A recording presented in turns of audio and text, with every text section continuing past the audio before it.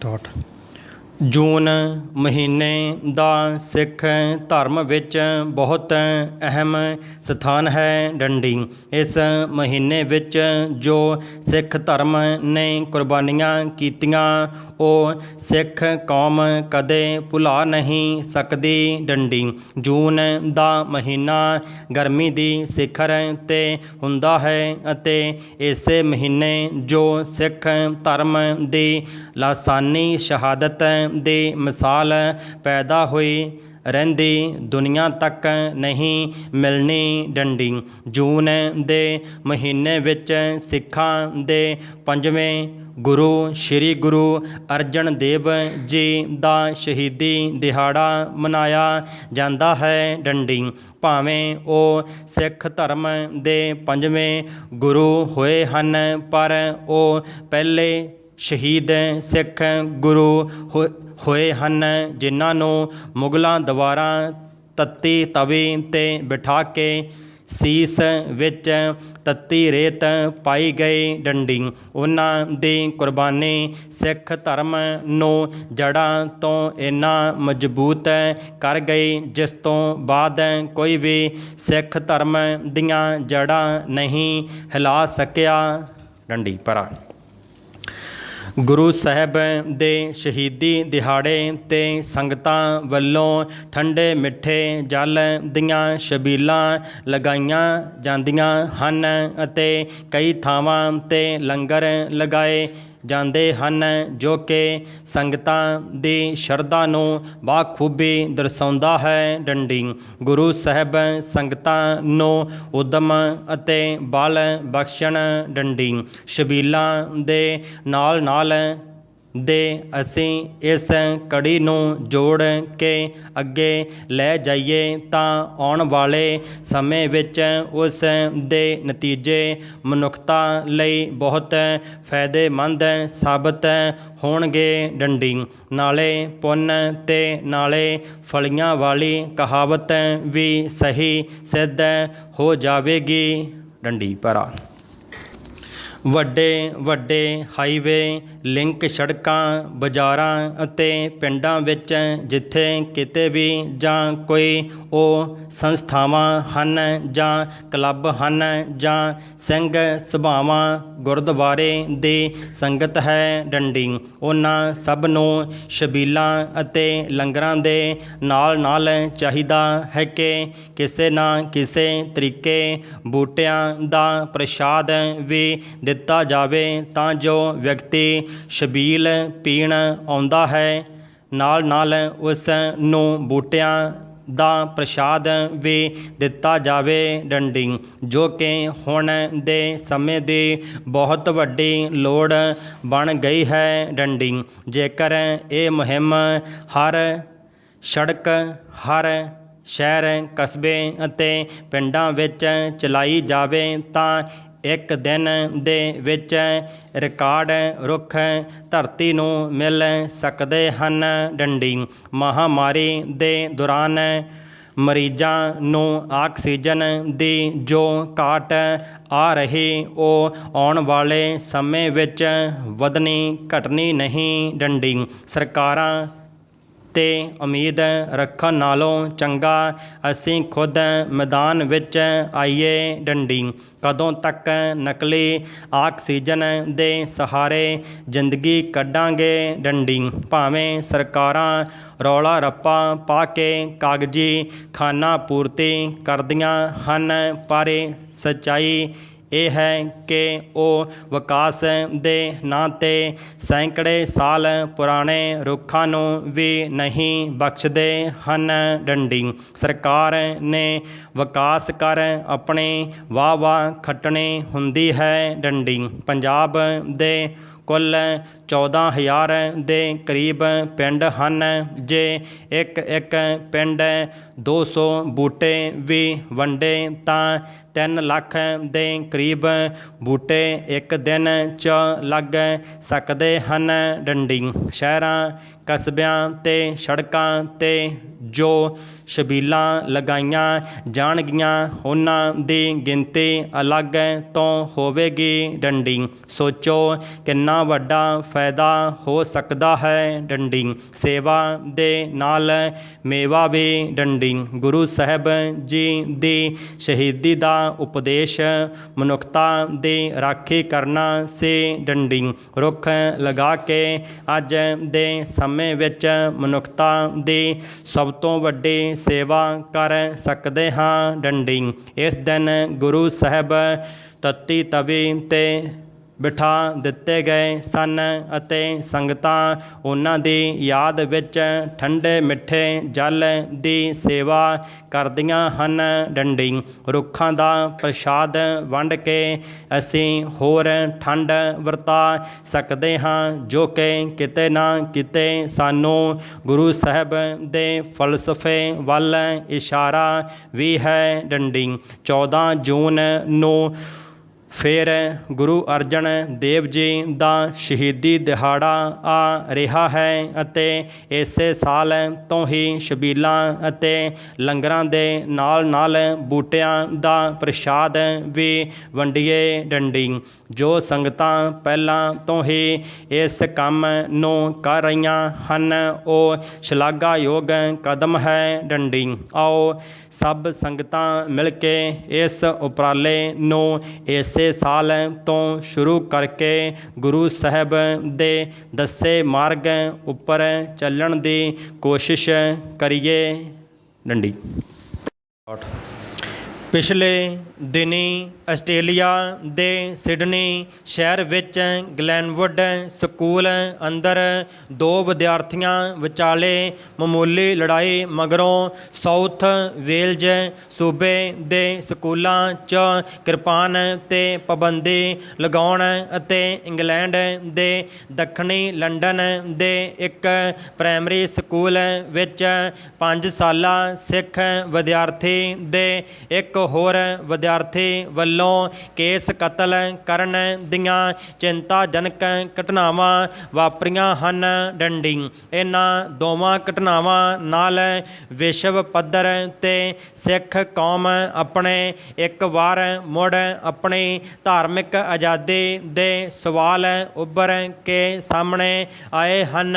ਡੰਡੀ ਪਹਿਲੀ ਘਟਨਾ ਅਨੁਸਾਰ ਸਿਡਨੀ ਸ਼ਹਿਰ ਦੇ ਗਲੈਨਵੁੱਡ ਸਕੂਲ ਵਿੱਚ ਪੜ੍ਹਦੇ 9ਵੀਂ ਜਮਾਤ ਦੇ ਸਿੱਖ ਵਿਦਿਆਰਥੀ ਨੇ ਆਪਣੇ ਤੋਂ ਇੱਕ ਕਲਾਸ ਮੂਹਰੇ ਪੜ੍ਹਦੇ ਇੱਕ ਸ਼ਰਾਰਤੀ ਤੇ ਖਰੂਦੀ ਕਿਸਮ ਦੇ ਮੁੰਡੇ ਵੱਲੋਂ ਵਾਰ-ਵਾਰ ਤੰਗ ਪਰੇਸ਼ਾਨ ਕੀਤੇ ਜਾਣ ਤੋਂ ਬਾਅਦ ਗੁੱਸੇ ਵਿੱਚ ਆ ਕੇ ਉਸ ਮੁੰਡੇ 'ਤੇ ਕਿਰਪਾਨ ਨਾਲ ਵਾਰ ਕਰਕੇ ਉਸ ਨੂੰ ਜ਼ਖਮੀ ਕਰ ਦਿੱਤਾ। ਡੰਡੀ ਇਹ ਕਦਮ ਵੀ ਸਿੱਖ ਵਿਦਿਆਰਥੀ ਨੇ ਉਦੋਂ ਚੁੱਕਿਆ ਜਦੋਂ ਸ਼ਰਾਰਤੀ ਬੱਚੇ ਦੀਆਂ ਧੱਕੇਸ਼ਾਹੀਆਂ ਬਾਰੇ ਸਕੂਲ ਸਟਾਫ ਕੋਲ ਵਾਰ-ਵਾਰ ਸ਼ਿਕਾਇਤਾਂ ਕਰਨ ਦੇ ਬਾਵਜੂਦ ਸਕੂਲ ਨੇ ਕੋਈ ਕਾਰਵਾਈ ਨਾ ਕੀਤੀ। ਡੰਡੀ ਇਸੇ ਤਰ੍ਹਾਂ ਦੂਜੀ ਘਟਨਾ ਇੰਗਲੈਂਡ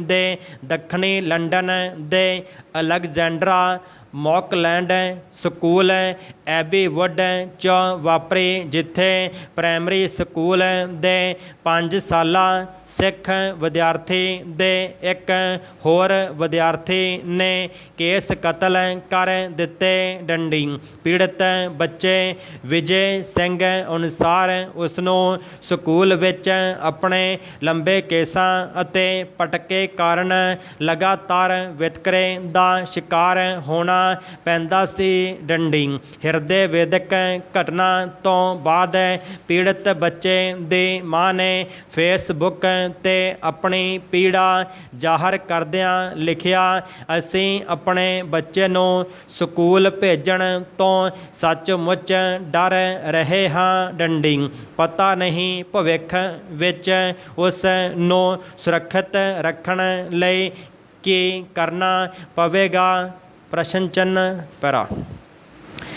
ਇਹ ਹਾਲਾਤ ਸਿਰਫ ਆਸਟ੍ਰੇਲੀਆ ਜਾਂ ਇੰਗਲੈਂਡ ਵਿੱਚ ਵਾਪਰੀਆਂ ਉੱਪਰਲੀਆਂ ਦੋਵਾਂ ਘਟਨਾਵਾਂ ਤੱਕ ਸੀਮਿਤ ਨਹੀਂ, ਬਲਕਿ ਪੰਜਾਬ ਜਾਂ ਭਾਰਤ ਤੋਂ ਬਾਹਰ ਬਹੁਤ ਸਾਰੇ ਹੋਰ ਮੁਲਕਾਂ ਵਿੱਚ ਵਸਦੇ ਸਿੱਖਾਂ ਦੀ ਜ਼ਿੰਦਗੀ ਦੀ ਤਲਖ ਹਕੀਕਤ ਬਣ ਚੁੱਕੇ ਹਨ। ਡੰਡੀ ਪਹਿਲਾਂ ਪਹਿਲ ਵਿਦੇਸ਼ਾਂ ਅੰਦਰ ਬਾਲਗ ਸਿੱਖਾਂ ਨਾਲ ਹੀ ਉੱਥੋਂ ਦੇ ਸਮਾਜ ਅੰਦਰ ਵਿਚਰਦਿਆਂ ਨਸਲੀ ਵਿਤਕਰੇ ਦੀਆਂ ਘਟਨਾਵਾਂ ਸਾਹਮਣੇ ਆਉਂਦੀਆਂ ਸਨ, ਪਰ ਅਸਲੀਅਤ ਇਹ ਹੈ ਕਿ ਵਿਦੇਸ਼ਾਂ 'ਚ ਵਸਦੇ ਸਿੱਖਾਂ ਦੇ ਬੱਚਿਆਂ ਨੂੰ ਜਨਮ ਤੋਂ ਲੈ ਕੇ ਹੀ ਆਪਣੇ ਵੱਖਰੇ ਸਰੂਪ, ਮਾਨਤਾਵਾਂ, ਧਰਮ ਅਤੇ ਸੱਭਿਆਚਾਰ ਨੂੰ ਲੈ ਕੇ ਬਹੁਤ ਸਾਰੀਆਂ ਸਮੱਸਿਆਵਾਂ ਅਤੇ ਨਸਲੀ ਚੁਣੌਤੀਆਂ ਦਾ ਟਾਕਰਾ ਕਰਨਾ ਪੈਂਦਾ ਹੈ। ਨਸਲੀ ਤਾਣੇ ਸੁਣਨੇ ਤਾਂ ਉਹਨਾਂ ਦੀ ਜ਼ਿੰਦਗੀ ਦਾ ਹਿੱਸਾ ਬਣ ਚੁੱਕਿਆ ਹੈ। ਡੰਡੀ ਇਸ ਵਰਤਾਰੇ ਦਾ ਉਹਨਾਂ ਦੇ ਸਰੀਰਕ ਤੇ ਮਾਨਸਿਕ ਵਿਕਾਸ 'ਤੇ ਵੀ ਬਹੁਤ ਬੁਰਾ ਅਸਰ ਪੈਂਦਾ ਹੈ। ਡੰਡੀ ਇੱਕ ਸਰਵੇਖਣ ਅਨੁਸਾਰ ਅਮਰੀਕੀ ਸਕੂਲਾਂ ਵਿੱਚ ਪੜ੍ਹਨ ਵਾਲੇ 50% ਸਿੱਖ ਅਮਰੀਕੀ ਬੱਚਿਆਂ ਅਤੇ 67% ਦਸਤਾਰ ਬੰਨ੍ਹਣ ਵਾਲੇ ਸਿੱਖ ਬੱਚਿਆਂ ਨੂੰ ਅਕਸਰ ਬੁਲਿੰਗ ਯਾਨੀ ਤਾਨੇਬਾਜ਼ੀ ਦਾ ਸ਼ਿਕਾਰ ਹੋਣਾ ਪੈਂਦਾ ਹੈ। ਡੰਡੀ ਕਈ ਮਾਮਲਿਆਂ ਵਿੱਚ ਤਾਂ ਉਹਨਾਂ ਨੂੰ ਆਪਣੀ ਪੂਰੀ ਪੜ੍ਹਾਈ ਦੌਰਾਨ ਇਸ ਤਰ੍ਹਾਂ ਦੇ ਮਾਹੌਲ ਦਾ ਸਾਹਮਣਾ ਕਰਨਾ ਪੈਂਦਾ ਹੈ ਜਿਸ ਵਿੱਚ ਉਹਨਾਂ ਨੂੰ ਵੱਖਰੀ ਨਜ਼ਰ ਨਾਲ ਵੇਖਿਆ ਜਾਂਦਾ ਹੈ। ਡੰਡੀ ਹਾਲਾਂਕਿ ਪਿਛਲੀ 1.5 ਸਦੀ ਦੌਰਾਨ ਸਿੱਖ ਭਾਈਚਾਰਾ ਪੰਜਾਬ ਅਤੇ ਭਾਰਤ ਤੋਂ ਬਾਹਰ ਜਾ ਕੇ ਆਪਣੇ ਰੋਟੀ ਰੋਜੀ ਦੇ ਸਰੋਕਾਰਾਂ ਕਾਰਨ ਦੁਨੀਆ ਦੇ 161 ਮੁਲਕਾਂ ਵਿੱਚ ਵਸ ਚੁੱਕਾ ਹੈ। ਡੰਡੀ ਪੰਜਾਬ ਤੋਂ ਬਾਹਰ ਦੁਨੀਆ ਭਰ 'ਚ ਜਾ ਕੇ ਵਸੇ ਸਿੱਖਾਂ ਨੇ ਉੱਥੋਂ ਦੀ ਰਾਜਨੀਤਿਕ ਅਤੇ ਕਾਨੂੰਨੀ ਵਿਵਸਥਾ ਵਿੱਚ ਰਹਿ ਕੇ ਆਪਣੀ ਮਿਹਨਤ, ਦ੍ਰਿੜਤਾ, ਬਹਾਦਰੀ ਅਤੇ ਚੰਗੇ ਇਖਲਾਕ ਕਾਰਨ ਸਫਲਤਾ ਦੇ ਝੰਡੇ ਗੱਡੇ ਹਨ। ਡੰਡੀ ਇਸੇ ਦੇ ਸਮਾਨਾਂਤਰ ਕੌਮਾਂਤਰੀ ਪੱਧਰ 'ਤੇ ਸਿੱਖ ਆਪਣੀ ਵੱਖਰੀ ਹੋਂਦ, ਸੱਭਿਆਚਾਰ ਅਤੇ ਪਛਾਣ ਨੂੰ ਸਥਾਪਿਤ ਕਰਨ ਦਾ ਸੰਘਰਸ਼ ਵੀ ਕਰ ਰਹੇ ਹਨ। ਡੰਡੀ ਸਟਾਰਟ ਭਾਈ ਲਛਮਣ ਸਿੰਘ ਸਿੰਘਾਂ ਨੂੰ ਨਾਲ ਲੈ ਕੇ ਦਰਸ਼ਨੀ ਡਿਉੜੀ 'ਤੇ ਸੀਸ ਝੁਕਾਉਂਦੇ ਹੋਏ ਬੜੀ ਫੁਰਤੀ ਨਾਲ ਗੁਰਦੁਆਰਾ ਜਨਮ ਅਸਥਾਨ ਦੀ ਹਦੂਦ ਅੰਦਰ ਦਾਖਲ ਹੋ ਗਏ। ਇਸ ਸਮੇਂ 5:45 ਵਜੇ ਸਨ। ਡੰਡੀ ਇਸ ਦੇ ਨਾਲ ਹੀ ਦਰਸ਼ਨੀ ਡਿਉੜੀ ਦੇ ਕਵਾੜ ਬੰਦ ਹੋ ਗਏ। ਡੰਡੀ ਭਾਈ ਲਛਮਣ ਸਿੰਘ ਜੀ ਨੇ ਅੰਦਰ ਪੁੱਜਦੇ ਸਾਰ ਹੀ ਮੱਥਾ ਟੇਕ ਕੇ ਜਥੇ ਦੇ ਸਾਰੇ ਸਿੰਘਾਂ ਨੂੰ ਵੱਖੋ ਵੱਖ ਥਾਵਾਂ 'ਤੇ ਨਿਯੁਕਤ ਕਰ ਦਿੱਤਾ ਅਤੇ ਆਪ ਕੁਝ ਸਿੰਘਾਂ ਸਮੇਤ ਗੁਰਦੁਆਰੇ ਦੀ ਚੌਖੰਡੀ ਪ੍ਰਕਾਸ਼ ਅਸਥਾਨ ਅੰਦਰ ਦਾਖਲ ਹੋ ਗਏ। ਡੰਡੀ ਸੂਰਜ ਦੀਆਂ ਸੁਨਹਿਰੀ ਕਿਰਨਾਂ ਨੇ ਅਜੇ ਮੂੰਹ ਵਿਖਾਇਆ ਹੀ ਸੀ ਕਿ ਮਹੰਤ ਦੀ ਬੈਠਕ ਵੱਲੋਂ ਗੋਲੀ ਚੱਲੀ ਤੇ ਖੜਾਕ ਨਾਲ ਅੰਦਰੋਂ ਬਹੁਤ ਸਾਰੇ ਕਬੂਤਰ ਉੱਡ ਗਏ। ਡੰਡੀ ਸਿੰਘਾਂ ਨੂੰ ਪਤਾ ਲੱਗ ਗਿਆ ਕਿ ਗੋਲੀ ਮਹੰਤ ਦੀ ਬੈਠਕ ਵੱਲੋਂ ਆਈ ਹੈ। ਡੰਡੀ ਗੁਰੂ ਕੇ ਲਾਡਲੇ ਸਿੰਘ ਸਤਨਾਮ ਵਾਹਿਗੁਰੂ ਤੇ ਧੰਨ ਗੁਰੂ ਨਾਨਕ ਦੇਵ ਜੀ ਦੇ ਉੱਚੀ ਉੱਚੀ ਜਾਪ ਜਪਣ ਲੱਗ ਪਏ ਅਤੇ ਸ਼ਹੀਦੀਆਂ ਪਾਉਣ ਲਈ ਸਤਿਗੁਰਾਂ ਦਾ ਜਾਪ ਕਰਕੇ ਆਪਣੀਆਂ ਆਤਮਾਵਾਂ ਨੂੰ ਬਲਵਾਨ ਬਣਾਉਣ ਲੱਗੇ। ਡੰਡੀ ਭਰਾ ਮਹੰਤ ਨਾਰਾਇਣ ਦਾਸ ਨੇ ਇਕੱਠੇ ਕੀਤੇ ਹੋਏ ਕਾਤਲ ਤੇ ਬਦਮਾਸ਼ ਸਾਰੇ ਹੀ ਸ਼ਰਾਬ ਦੇ ਨਸ਼ੇ ਵਿੱਚ ਗੁੱਟ ਸਨ ਤੇ ਮਹੰਤ ਦੇ ਹੁਕਮ ਦੀ ਉਡੀਕ ਵਿੱਚ ਸਨ। ਡੰਡੀ ਮਹੰਤ ਦਾ ਇਸ਼ਾਰਾ ਮਿਲਦਿਆਂ ਹੀ ਬਦਮਾਸ਼ਾਂ ਨੇ ਬੰਦੂਕਾਂ ਨਾਲ ਗੋਲੀਆਂ ਦਾਗਣੀਆਂ ਸ਼ੁਰੂ ਕਰ ਦਿੱਤੀਆਂ। ਡੰਡੀ ਜਥੇ ਦੇ ਜਿਹੜੇ ਸਿੰਘ ਖੁੱਲ੍ਹੀ ਪਰਿਕਰਮਾ ਵਿੱਚ ਖਲੋਤੇ ਸਨ ਉਹ ਦੁਸ਼ਟਾਂ ਦੀਆਂ ਗੋਲੀਆਂ ਦਾ ਨਿਸ਼ਾਨਾ ਬਣਨ ਲੱਗ ਪਏ ਅਤੇ ਗੁਰਦੁਆਰਾ ਸਾਹਿਬ ਦਾ ਖੁੱਲ੍ਹਾ ਵਿਹੜਾ ਲਹੂ ਨਾਲ ਭਰਨ ਲੱਗ ਪਿਆ। ਡੰਡੀ ਥੋੜ੍ਹੇ ਜਿਹੇ ਸਮੇਂ ਪਿੱਛੋਂ ਬਾਰਾਂਦਰੀ ਵਿੱਚ ਬਾਕੀ ਦੇ ਸਿੰਘ ਵੀ ਪਾਪੀਆਂ ਦੀਆਂ ਗੋਲੀਆਂ ਦਾ ਨਿਸ਼ਾਨਾ ਬਣ ਗਏ। ਡੰਡੀ ਇਸ ਘਟਨਾ ਨੂੰ ਵਾਪਰਦਿਆਂ 100 ਸਾਲ ਹੋ ਗਏ ਹਨ। ਡੰਡੀ ਚਿੱਤਰ ਕਲਾ ਵਰਕਸ਼ਾਪ ਵਿੱਚ ਤਿਆਰ ਕੀਤਾ ਗਿਆ ਚਿੱਤਰ 20 ਫਰਵਰੀ 1921 ਈਸਵੀ ਦਿਨ ਐਤਵਾਰ ਦੀ ਘਟਨਾ ਨੂੰ ਪੇਸ਼ ਕਰਦਾ ਹੈ। ਡੰਡੀ ਮਹੰਤ ਨਾਰਾਇਣ ਦਾਸ ਦੇ ਚੇਲੇ ਸ਼ਹੀਦ ਹੋਏ ਸਿੰਘਾਂ ਦੀਆਂ ਦੇਹਾਂ 'ਤੇ ਕੁਝ ਫੱਟੜ ਸਿਸਕਦੇ ਸਿੰਘਾਂ ਨੂੰ ਅਗਨ ਭੇਟ ਕਰਕੇ ਕੋਲ ਖੜੇ ਹਨ। ਡੰਡੀ ਇਹ ਚਿੱਤਰ ਦਿਲ ਨੂੰ ਹਿਲਾ ਦੇਣ ਵਾਲਾ ਦ੍ਰਿਸ਼ ਪੇਸ਼ ਕਰ ਰਿਹਾ ਹੈ ਜੋ ਡਾਕਟਰ ਮਨਵੀਰ ਕੌਰ ਪਟਿਆਲਾ ਵੱਲੋਂ ਬਣਾਇਆ ਗਿਆ ਹੈ। ਡੰਡੀ ਡਾਕਟਰ ਮਨਵੀਰ ਕੌਰ ਦਾ ਜਨਮ 5 ਅਕਤੂਬਰ 1983 ਈਸਵੀ ਨੂੰ ਪਿਤਾ ਸਰਦਾਰ ਗੁਰਮੀਤ ਸਿੰਘ ਮਾਤਾ ਦਵਿੰਦਰ ਕੌਰ ਦੇ ਗ੍ਰਹਿ ਲੁਧਿਆਣਾ ਵਿਖੇ ਹੋਇਆ। ਡੰਡੀ ਡਾਕਟਰ ਮਨਵੀਰ ਕੌਰ ਨੇ MA PhD ਕੀਤੀ ਹੈ ਅਤੇ ਅੱਜ ਕੱਲ੍ਹ ਖਾਲਸਾ ਕਾਲਜ ਪਟਿਆਲਾ ਵਿਖੇ ਅਸਿਸਟੈਂਟ ਪ੍ਰੋਫੈਸਰ ਲੱਗੇ ਹੋਏ ਹਨ।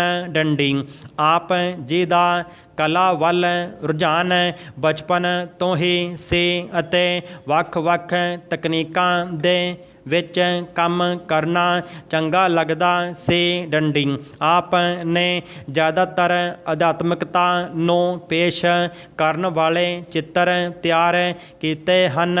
ਡੰਡੀ ਡਾਕਟਰ ਮਨਵੀਰ ਕੌਰ ਨੇ ਲਗਭਗ 20 ਤੋਂ ਵੱਧ ਗਰੁੱਪ ਸ਼ੋਆਂ ਵਿੱਚ ਭਾਗ ਲਿਆ ਜਿਨ੍ਹਾਂ ਵਿੱਚ ਦੇਸ਼ ਅਤੇ ਵਿਦੇਸ਼ ਵਿੱਚ ਲਗਾਈਆਂ ਪ੍ਰਦਰਸ਼ਨੀਆਂ ਵੀ ਸ਼ਾਮਲ ਹਨ। ਡੰਡੀ ਸਾਹਿਬ ਸ੍ਰੀ ਗੁਰੂ ਗ੍ਰੰਥ ਸਾਹਿਬ ਜੀ ਦੇ ਲੜੀਵਾਰ ਜੋ ਪ੍ਰਕਾਸ਼ਨ ਸਰੂਪ ਹਨ ਉਸੇ ਡਾਕਟਰ ਮਨਵੀਰ ਕੌਰ ਅੱਜ ਕੱਲ੍ਹ ਲੜੀਵਾਰ ਪੁਰਾਤਨ ਸਰੂਪ ਤਿਆਰ ਕਰ ਰਹੇ ਹਨ। ਡੰਡੀ ਆਪ ਨੂੰ ਜਿੱਥੇ ਕਈ ਸਨਮਾਨ ਮਿਲੇ ਉੱਥੇ ਆਪ ਨੇ ਅਮਰੀਕਾ ਕੈਨੇਡਾ ਇੰਗਲੈਂਡ ਅਤੇ ਥਾਈਲੈਂਡ ਵਿਖੇ ਲੱਗੀਆਂ ਪ੍ਰਦਰਸ਼ਨੀਆਂ ਵਿੱਚ ਭਾਗ ਲਿਆ। ਡੰਡੀ ਸਾਡੇ ਦੇਸ਼ ਵਿੱਚ ਅਨਪੜ੍ਹਤਾ ਇੱਕ ਵੱਡੀ ਸਮੱਸਿਆ ਹੈ। ਡੰਡੀ ਭਾਰਤ ਦੇਸ਼ ਦੀ ਬਹੁਤੀ ਆਬਾਦੀ ਪਿੰਡਾਂ ਵਿੱਚ ਰਹਿੰਦੀ ਹੈ। ਡੰਡੀ ਪਿੰਡਾਂ ਵਿੱਚ ਪੜ੍ਹਾਈ ਦਾ ਮੁਸ਼ਕਲ ਨਾਲ ਹੀ ਕੋਈ ਤਸੱਲੀ ਬਖਸ਼ ਪ੍ਰਬੰਧ ਹੈ। ਡੰਡੀ ਅੰਕੜੇ ਤਾਂ ਜ਼ਰੂਰ ਦੱਸਦੇ ਹਨ ਕਿ ਪਿੰਡਾਂ ਕਸਬਿਆਂ ਵਿੱਚ ਕਾਫੀ ਸਕੂਲ ਹਨ ਪਰ ਵਾਸਤਵ ਵਿੱਚ ਇਹਨਾਂ ਸਕੂਲਾਂ ਵਿੱਚ ਲੋੜੀਂਦਾ ਅਤੇ ਤਸੱਲੀ ਬਖਸ਼ ਪ੍ਰਬੰਧ ਨਹੀਂ। ਡੰਡੀ ਕਈ ਸਕੂਲਾਂ ਵਿੱਚ ਤਾਂ ਵਿਦਿਆਰਥੀਆਂ ਦੇ ਬੈਠਣ ਲਈ ਟਾਟ ਵੀ ਨਹੀਂ, ਕਲਾਸ ਰੂਮ ਵਿੱਚ ਬਲੈਕ ਬੋਰਡ ਨਹੀਂ ਅਤੇ ਕਈ ਸਕੂਲਾਂ ਵਿੱਚ ਬਿਲਡਿੰਗ ਲੋੜ ਤੋਂ ਘੱਟ ਹੈ। ਡੰਡੀ ਜਿਹੜੀ ਬਿਲਡਿੰਗ ਹੈ ਉਸ ਵਿੱਚ ਫਰਨੀਚਰ ਪੂਰਾ ਨਹੀਂ। ਡੰਡੀ ਇੱਥੋਂ ਤੱਕ ਕਿ ਸਕੂਲਾਂ ਵਿੱਚ ਪੂਰਾ ਸਟਾਫ ਵੀ ਨਹੀਂ। ਡੰਡੀ ਐਸੇ ਸਕੂਲ ਵੀ ਹਨ ਜੋ ਕੇਵਲ ਇੱਕ ਅਧਿਆਪਕ ਦੇ ਸਿਰ 'ਤੇ ਚੱਲਦੇ ਹਨ। ਡੰਡੀ ਸਮੇਤ ਪੰਜਾਬ ਅਤੇ ਹਰਿਆਣਾ ਦੇ ਸਕੂਲਾਂ ਦੀ ਐਸੀ ਦੁਰਦਸ਼ਾ ਕਾਫੀ ਸੂਬਿਆਂ ਵਿੱਚ ਹੈ। ਡੰਡੀ ਜਿਨ੍ਹਾਂ ਸੂਬਿਆਂ ਵਿੱਚ ਕੁਝ ਚੰਗੇ ਸਰਕਾਰੀ ਸਕੂਲ ਹਨ ਉਹਨਾਂ ਦੀ ਗਿਣਤੀ ਬਹੁਤ ਥੋੜ੍ਹੀ ਹੈ। ਡੰਡੀ ਭਲੀ ਭਾਂਤ ਅੰਦਾਜ਼ਾ ਲਗਾਇਆ ਜਾ ਸਕਦਾ ਹੈ ਕਿ ਜਿੱਥੇ ਐਸੀ ਹਾਲਤ ਹੋਵੇ ਉੱਥੇ ਸਾਡੇ ਬੱਚੇ ਅਤੇ ਨੌਜਵਾਨ ਕਿਸ ਮਿਆਰ ਤੱਕ ਪੁੱਜ ਸਕਦੇ ਹਨ। ਡੰਡੀ ਉਹ ਅਨਪੜ੍ਹ ਜਾਂ ਬਹੁਤ ਘੱਟ ਪੜ੍ਹੇ ਲਿਖੇ ਹੋਏ ਹੀ ਜਵਾਨੀ ਦੀ ਮੰਜ਼ਿਲ 'ਤੇ ਪੁੱਜ ਜਾਂਦੇ ਹਨ। ਡੰਡੀ ਉਹਨਾਂ ਨੂੰ ਅਗਲੇ ਜੀਵਨ ਵਿੱਚ ਰੌਸ਼ਨੀ ਦੀ ਬਜਾਏ ਅੰਧੇਰਾ ਨਜ਼ਰ ਆਉਂਦਾ ਹੈ। ਡੰਡੀ ਐਸੇ ਕਾਫੀ ਨੌਜਵਾਨ ਬਾਹਰਲੇ ਵਿਕਸਿਤ ਦੇਸ਼ਾਂ ਵਿੱਚ ਜਾ ਕੇ ਅਤੇ ਮਿਹਨਤ ਮਜ਼ਦੂਰੀ ਕਰਕੇ ਜਦੋਂ ਪੈਸਾ ਕਮਾ ਕੇ ਵਾਪਸ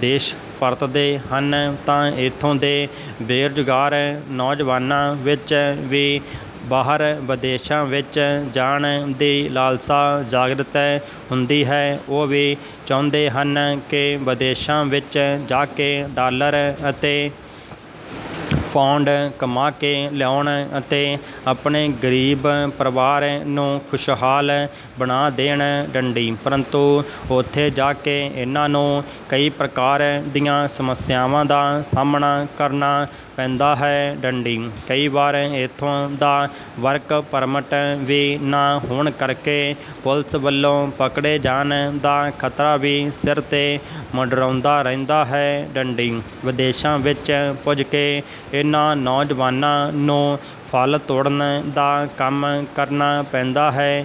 ਗਾਵਾਂ ਦਾ ਦੁੱਧ ਚੋਣਾ ਅਤੇ ਉਹਨਾਂ ਦੀ ਸਾਂਭ ਸੰਭਾਲ ਦਾ ਕੰਮ ਕਰਨਾ ਪੈਂਦਾ ਹੈ ਅਤੇ ਜਮਾਂਦਾਰਾਂ ਵਾਲਾ ਸਫਾਈ ਦਾ ਕੰਮ ਕਰਨਾ ਪੈਂਦਾ ਹੈ। ਡੰਡੀ ਇਹਨਾਂ ਵਿੱਚੋਂ ਕਈ ਕਿਸੇ ਹੋਟਲ ਵਿੱਚ ਬਹਿਰੇ ਦਾ ਕੰਮ ਜਾਂ ਬਰਤਨ ਸਾਫ਼ ਕਰਨ ਦਾ ਕੰਮ ਕਰਦੇ ਹਨ। ਡੰਡੀ ਇਸ ਤਰ੍ਹਾਂ ਉਹ ਆਮ ਕਰਕੇ ਮਜ਼ਦੂਰੀ ਦਾ ਕੰਮ ਕਰਦੇ ਹਨ।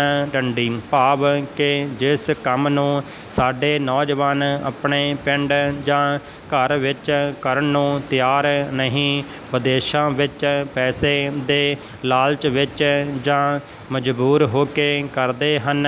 ਡੰਡੀ ਇਹਨਾਂ ਵਿੱਚ ਕਈ ਨੌਜਵਾਨ ਏਜੰਟਾਂ ਰਾਹੀਂ ਵਿਦੇਸ਼ਾਂ ਵਿੱਚ ਗਲਤ ਤਰੀਕੇ ਨਾਲ ਦਾਖਲ ਹੋਣ ਦੇ ਅਪਰਾਧ ਵਿੱਚ ਪਕੜੇ ਵੀ ਜਾਂਦੇ ਹਨ ਅਤੇ ਕਾਫੀ ਚਿਰ ਜੇਲ੍ਹਾਂ ਵਿੱਚ ਸਜ਼ਾ ਭੋਗਦੇ ਹਨ। ਡੰਡੀ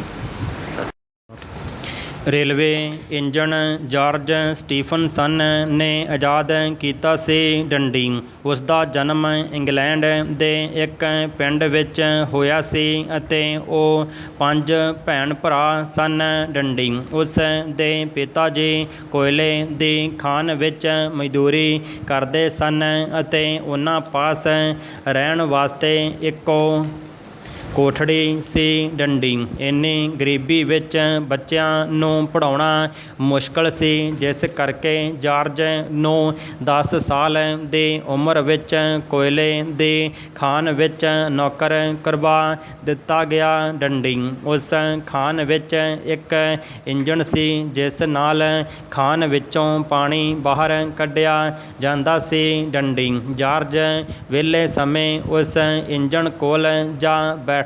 ਡੰਡੀ ਹੌਲੀ ਹੌਲੀ ਉਹ ਇੰਜਣ ਦੇ ਕੰਮ ਕਾਜ ਤੋਂ ਪੂਰੀ ਤਰ੍ਹਾਂ ਜਾਣੂ ਹੋ ਗਿਆ। ਡੰਡੀ ਫਿਰ ਉਸ ਨੂੰ ਇੰਜਣ ਦੀ ਦੇਖਭਾਲ 'ਤੇ ਹੀ ਲਗਾ ਦਿੱਤਾ ਗਿਆ। ਡੰਡੀ ਇੱਕ ਦੁਰਘਟਨਾ ਵਿੱਚ ਉਸ ਦੇ ਪਿਤਾ ਦੀਆਂ ਅੱਖਾਂ ਚਲੀਆਂ ਗਈਆਂ ਅਤੇ ਉਹ ਨੌਕਰੀ ਛੱਡ ਕੇ ਵਾਪਸ ਆ ਗਿਆ। ਡੰਡੀ ਸਾਰੇ ਪਰਿਵਾਰ ਦਾ ਬੋਝ ਉਸ ਦੇ ਸਿਰ 'ਤੇ ਆ ਪਿਆ ਅਤੇ ਉਸਨੇ ਫਿਰ ਇੱਕ ਹੋਰ ਖਾਨ ਵਿੱਚ ਨੌਕਰੀ ਕਰ ਲਈ। ਡੰਡੀ ਉੱਥੇ ਜੋ ਇੰਜਣ ਲੱਗਾ ਹੋਇਆ ਸੀ ਉਹ ਖਰਾਬ ਹੋ ਗਿਆ। ਡੰਡੀ ਵੱਡੇ ਵੱਡੇ ਮਿਸਤਰੀਆਂ ਤੋਂ ਵੀ ਠੀਕ ਨਹੀਂ ਸੀ ਹੋ ਰਿਹਾ। ਡੰਡੀ ਜਾਰਜ ਨੇ ਖਾਨ ਦੇ ਮਾਲਕ ਤੋਂ ਆਗਿਆ ਲੈ ਕੇ ਆਪਣੀ ਲਗਨ ਸਮਝ ਅਤੇ ਮਿਹਨਤ ਨਾਲ ਉਹ ਇੰਜਣ ਬਿਲਕੁਲ ਠੀਕ ਕਰ ਦਿੱਤਾ ਡੰਡੀ।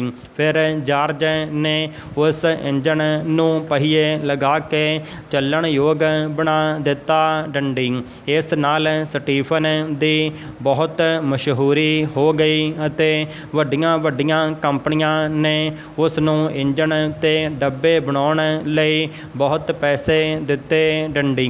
ਸਟੀਫਨ ਵੱਲੋਂ ਤਿਆਰ ਕੀਤੇ ਇੰਜਣ ਨੇ ਪਹਿਲੀ ਅਜ਼ਮਾਇਸ਼ ਸਮੇਂ 10 ਮੀਲ ਅਤੇ ਦੂਜੀ ਅਜ਼ਮਾਇਸ਼ ਸਮੇਂ 21 ਮੀਲ ਪ੍ਰਤੀ ਘੰਟਾ ਸਫ਼ਰ ਤੈਅ ਕੀਤਾ ਡੰਡੀ। ਸਨਅਤ, ਵਪਾਰ ਅਤੇ ਆਵਾਜਾਈ ਵਿੱਚ ਇਸ ਦਾ ਯੋਗਦਾਨ ਮਹਾਨ ਹੈ ਡੰਡੀ।